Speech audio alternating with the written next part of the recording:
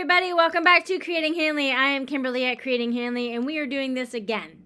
So, in the last video, I showed you how to make this. This is called a flip and stitch with a paper foundation. So this was not a paper piecing, but paper foundation, stitch and flip. And I did a 17-minute video on how to do this. Now, I actually sewed this off camera. But I'm going to do this again with Pellon Fusible. So this is the product that I'm using. Pellon Fusible Midweight. The code is 931TD. Now I happen to have bought the whole bolt, the whole 30 yards. But you don't have to. You can buy it by the yard or half yard or whatever you want. You can buy it in pieces. But I just bought the whole bolt. And I cut a 6-inch square from this.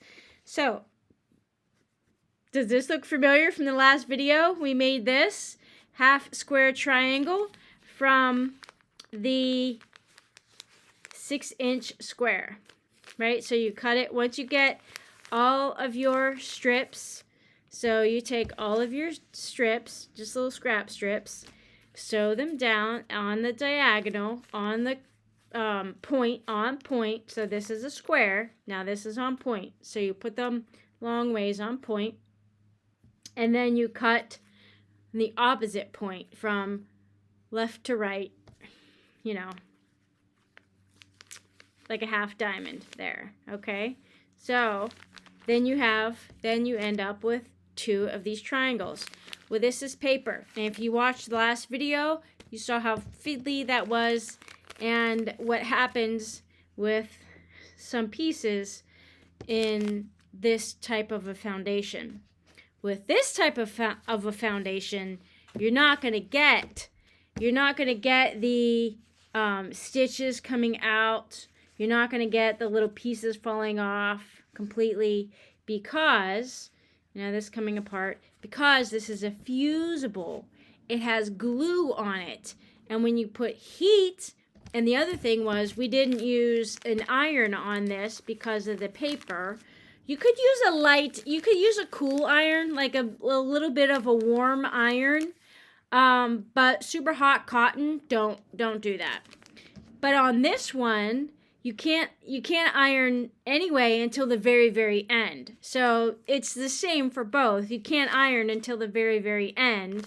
But this, you can use a little bit of a warmth, along the way because it's paper. But this, right at the end, and when you apply the heat, it will reactivate the glue and it'll stick to the fabric. And then you won't have all these little, I don't want to call them mistakes or errors, but you won't have these little things happening to your fabric at all. That eliminates that completely. So that's the video today. We're going to use the Fusible. Okay, so you caught that in the beginning. So this stuff that I'm using right here. Am I sponsored by Pellon? No. No, it's just a product that I bought. And I bought the whole yard, or the whole bolt of it. Yes, I did. Sometimes the store will have the sales and you can catch it, on a sale, and sometimes a whole bolt is worth it if you think you're going to use it. This is going to last me for quite a long time. Okay, so let's get down to our surface here. So we have a 6-inch square that I cut from my OmniGrid. Now again, I'm not sponsored by anybody. That's why I just call these like measuring tools, because it doesn't even matter what this name is, as long as you're using a measuring tool. Now I happen to have a 6-inch square here, and that's what I did. I just cut out a 6-inch square, and I have 1 inch width to, like, this might be a 2-inch. Let's double check. Oh, 1.5. So I have between 1 inch and maybe 1.5, 3/4 or something inch width strips. That's all. Now, they have to be longer than this is long. So we're doing diagonal. So it's not going to be 6 inches. It's going to be longer than 6 inches. And this happens to be 8.5 inches. Okay. So your strips need to be, at least the longest one in the center needs to be longer than 8.5 inches. Okay. So I'm going to take the longest piece. I always take this. Now I'm using batiks. So sometimes the front and the back of batiks, you can't really tell. But I always take this one with like the, I don't know, I call it the sunshine. Yeah. So you just want to find the longest strip that you have and lay it diagonal. Okay, now this is the same type of video we're doing from before. So this is a stitch and flip on foundation.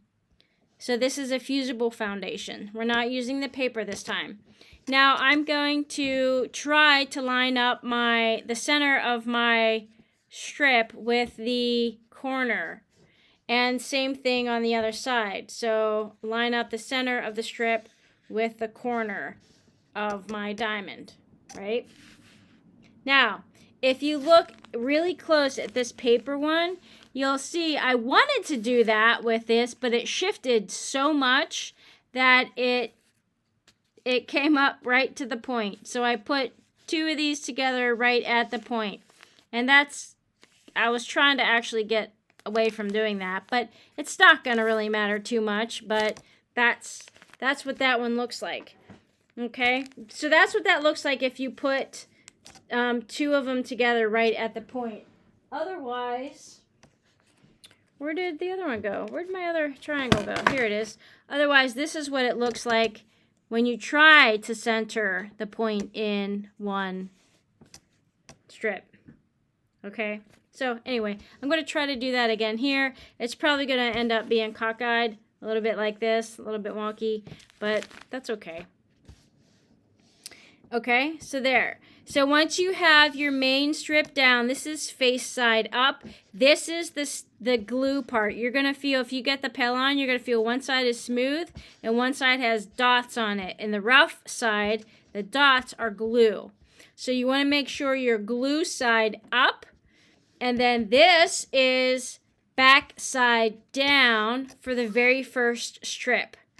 And then your next strip, if you want to place this here, your next strip is going to be sewn along this seam or this side, right? So now you want to flip this over just like a regular quilt block, face side down, and you're going to sew 1/4 inch seam allowance on that.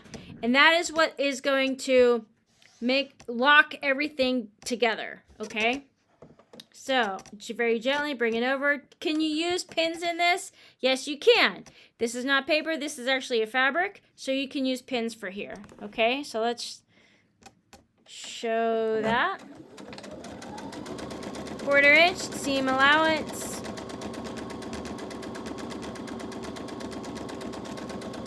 There we go. And for some reason my bobbin isn't cutting. And then again, we cannot iron, so very gently draw that over. Now I want to just look on the back to see where it's going to be. And I don't know why I do that, but it looks like I'm going to have this sort of a thing again. Huh, okay. I mean, that's fine. Yeah, but that's how it's going to be. Okay, so, and then you find your next strip, whatever strip you want. Now, keep in mind, if I wanted this strip next, it won't fit. So, see how there's overhang with the fusible? So, if I wanted to sew this on here and then just imagine that, flip it over, it's not going to cover the fusible. So, this strip is wrong. This one could maybe go down here where it hangs over the edge, okay? And then that way it covers all the fusible. You want your fabric to cover the fusible because you're going to cut out this square, Okay, so let's do another one. Maybe I'll put this one next to the brown. And again, you want to make sure that it overhangs at the top and the bottom. And so your 1/4 inch seam allowance.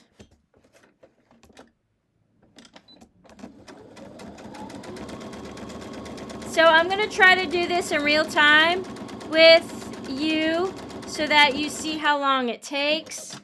You see what's all involved. And for some reason my bobbin thread is not cutting. So I might have to, there's an internal cutter. I might have to sharpen that or replace it. I'm not sure which. Okay. And then maybe we do this side. So let's just stay with one side. What do you think about that? How about this one? This looks pretty cool. Or this color, the purple. Let's do the red. So we're going to do the red right next to this lighter color. And again, 1/4 inch seam allowance.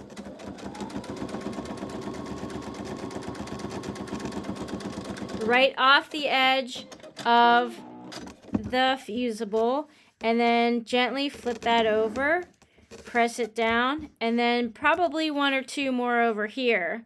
So let's do maybe this red one, this dark red one. Now you can see I have a long tail here. Yes, it's going to hang off a lot, so I'm going to be able to trim that off and use this on the other side perhaps. Yeah, or in another project.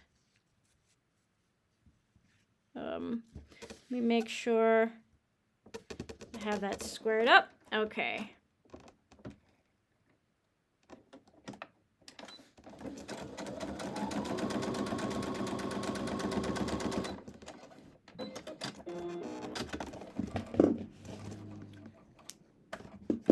All right. Gently pull that over. Now I still have a little square here to do. So let's, is this gray going to be good enough? Yeah, this gray will be enough. Actually, you know what? I have little pieces from the other project. So let's do this piece right here because this is pretty cool. This is small enough and large enough at the same time.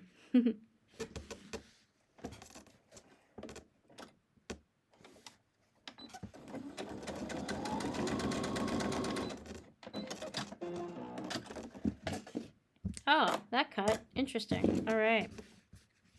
And there we go. See how that covered the edge? The corner there? Just barely, but it covered enough. Okay, great. Now let's do the other side. So we're going to go back to here. And maybe we put this long gray one down right here.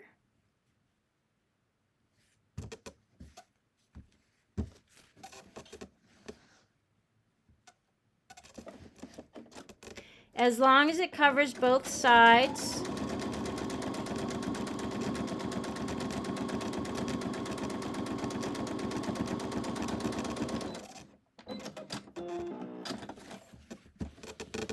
And that didn't cut that time. Okay, I don't know.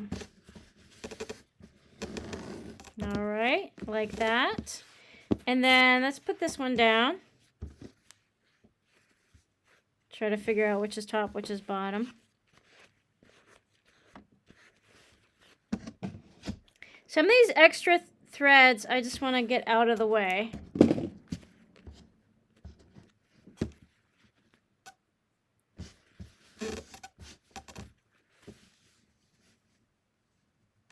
Okay.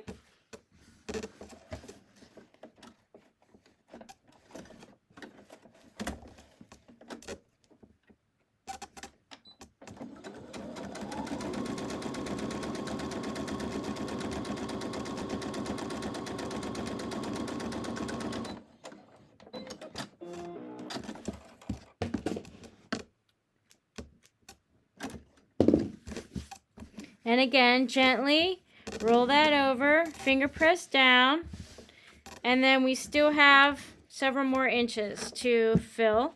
So let's do this big red one.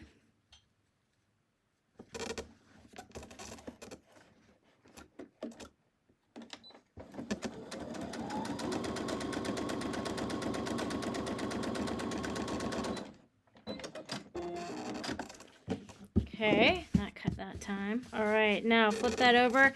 And I have definitely one more, maybe two more. If I find a really thick piece of fabric, maybe I can place that here. I don't know. It looks like I'm going to have to use the same style to get a really thick piece. Which is kind of weird, but, you know, it's okay. Because I wanted a variety. But let's see if this covers the edge. And it does. Great. Okay. So instead of putting two little strips here, you just put one big one, and that covers the entire. So if you look on the back, again, that covers the entire square. Okay, so now this whole thing is done. Now, there's two ways you can do this. If you want to, now you can iron this on. Or you can trim this out and then iron it down. I think what I'm going to do, normally I cut it and then I trim it. And then I iron. I think I'm going to iron it first this time. So let's see if this works, guys. Let's do it on camera. Okay.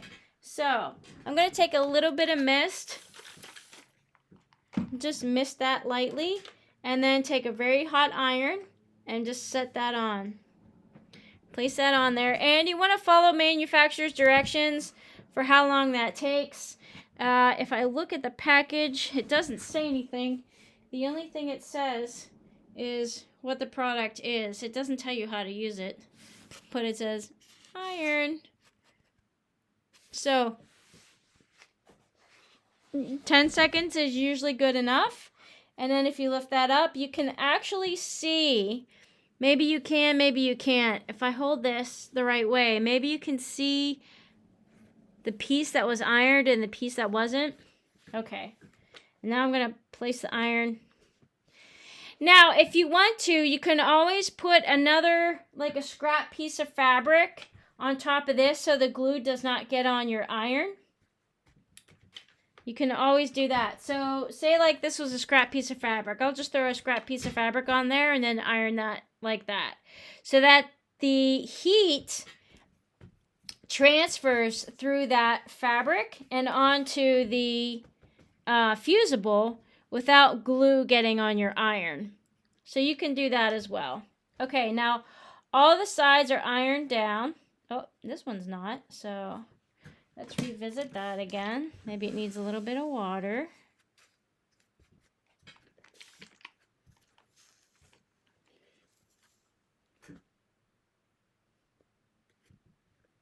Okay. Now, what are the advantages of ironing this on first rather than trimming it?